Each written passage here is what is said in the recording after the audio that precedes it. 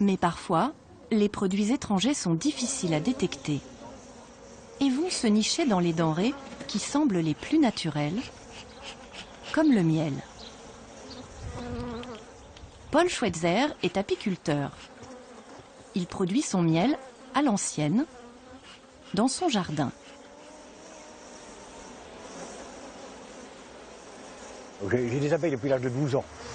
Et je me suis passionné pour la biologie de l'abeille, et tout ce qui est en rapport avec. Donc le miel, la botanique et tout ça. Et c'est un peu comme ça que ça s'est fait. Quand il ne s'occupe pas de ses ruches, il dirige le principal laboratoire français d'analyse sur le miel. Ce jour-là, 15 marques de miel premier prix, vendues en supermarché, vont nous livrer leurs petits secrets. Donc là, on pèse 10 grammes de miel. Le but, c'est de vérifier si le miel n'a pas subi un traitement thermique trop important. Mais il va surtout vérifier l'origine du miel, en analysant au microscope les grains de pollen. C'est un miel d'origine chinoise. Quand on trouve du pollen théier dans un miel, on est certain qu'il a une origine en principe chinoise, c'est-à-dire asiatique. C'est la seule région du monde où on cultive le théier. Mais paradoxalement, quand vous regardez les pots, c'est jamais marqué origine Chine. Vous ne trouvez jamais.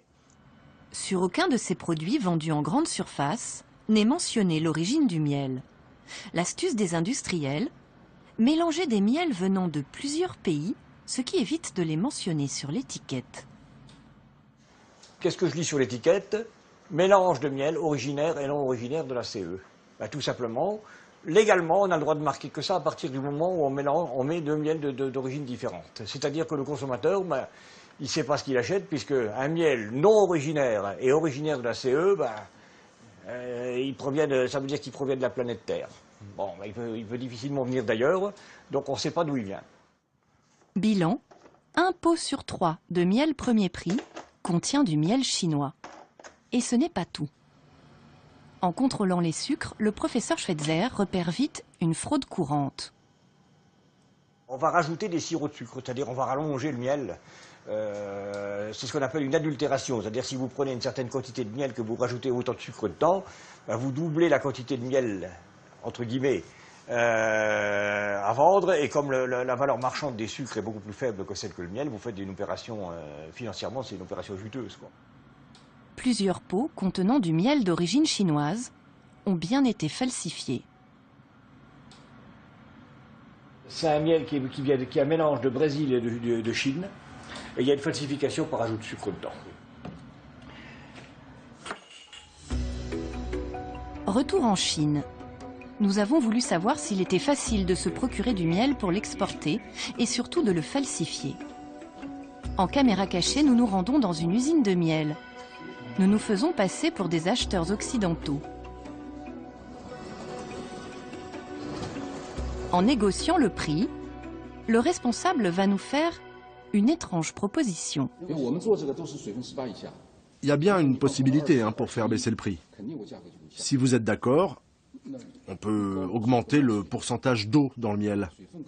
On rajouterait comme de l'eau sucrée.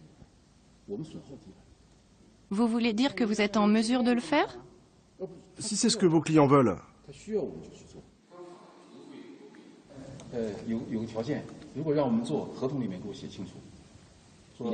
Je peux vous fabriquer du miel très bon marché, en augmentant le pourcentage d'humidité. Mais à condition que vous le marquiez dans le contrat. Sinon, je ne le fais pas. Je prends un trop gros risque. Certains fraudeurs chinois ne se contentent plus de rajouter de l'eau sucrée. Ils sont aujourd'hui capables de créer artificiellement du miel de synthèse. Le professeur Schweitzer va nous en faire la démonstration. On va faire un faux miel du Gâtinais, c'est une appellation française. C'est un des miels pour lequel il est plus facile de faire un faux. Il faut du sucre, 4 grammes de glucose, 3,9 grammes de fructose. encore du sucre, toujours du sucre. Il y a également du maltose et de l'isomaltose. Au total, 6 sucres différents. Tous ces sucres, on les trouve facilement? C'est vraiment les sucres bateaux qu'on trouve les moins chers de la chimie. Rajoutez une goutte d'acide gluconique, normalement produit par les abeilles, 1 ou 2 enzymes, de l'eau et quelques grains de pollen pour faire plus vrai. Je mélange le tout. Chauffé à feu doux, le faux miel est prêt. Ce produit-là ressemble à du miel, mais ce n'est pas du tout du miel, il n'y a pas 1 gramme de miel là-dedans. Par contre, on l'a analysé et il est conforme sous tous les critères légaux. Quand on fait des analyses de miel d'origine chinoise, certains manifestement sont faits avec les méthodes-là. En sachant que c'est même plus performant que ce que je viens de bricoler là, hein, puisque c'est fait à l'échelle industrielle avec des contrôles tout au long de la fabrication et tout, on arrive à faire des produits qui ressemblent parfaitement au miel.